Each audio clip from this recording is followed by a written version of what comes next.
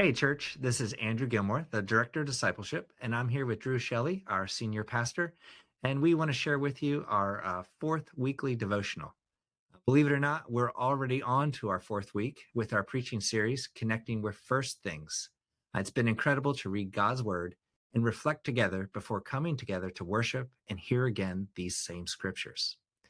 This Sunday, February 5th, we'll hear from 1 Corinthians chapter 2, verses 1 to 16. And I'm going to begin reading here Paul's words to the church. When I came to you, brothers and sisters, I did not come proclaiming the testimony of God to you with superior speech or wisdom, for I decided to know nothing among you except Jesus Christ and him crucified. And I came to you in weakness and in fear and in much trembling. My speech and my proclamation were made not with persuasive words of wisdom, but with a demonstration of the Spirit and of power, so that your faith might rest not on human wisdom, but on the power of God. Here's verse 6.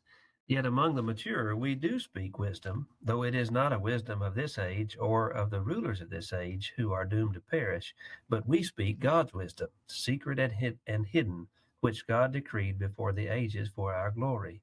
None of the rulers of this age understood this, for if they had, they would not have crucified the Lord of glory. But as it is written, what no eye has seen, nor ear heard, nor the human heart conceived, what God has prepared for those who love him. These things God has revealed to us through the Spirit, for the Spirit searches everything, even the depths of God. For what human being knows what is truly human except the human spirit that is within? So also, no one comprehends what is truly God's except the Spirit of God.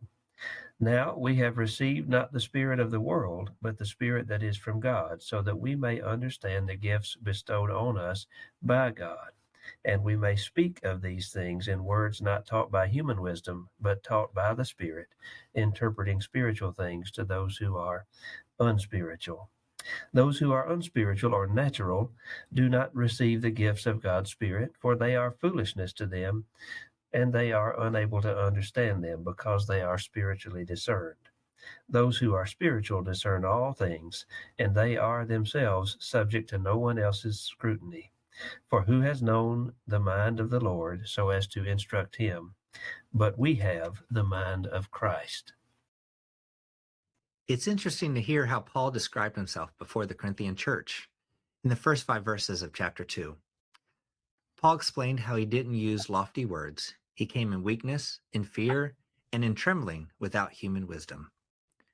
It would appear that Paul was choosing not to boast in himself before the church.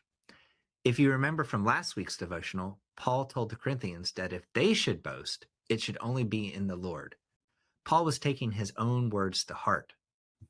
It's similar to an athlete in an interview focusing on how great the team was instead of boasting about themselves, even though the athlete had the game of their life. Paul was in a similar position. If anyone could have boasted, it was Paul, because Paul was the one who helped form this young church. Yet Paul exclaimed that he knew nothing except Jesus Christ and him crucified. Here again, Paul reiterated the centrality of the cross to help bring unity in the midst of all the differences of this young church. It can be easy to say that we can find our unity in Jesus Christ and him crucified. However, it can be really difficult for us to look past our differences, our cultural differences, our political differences, and our social differences. I'm wondering today, as we think about this, how is it that the cross can hold us together when we don't see eye to eye with the person in the other pew? How does that work? This past week, our discipleship communities, both our Sunday school classes and our life groups, came together to intentionally grow in their faith. If you haven't found a class or group to join, there's still time to find your community. Let us know if you need some help, and we'll be happy to walk beside you to find exactly the right place. Thank you for your time today. It's been great being together, gathered around the scriptures. We hold you in our prayers, and we just hope you have a great week. Thank you.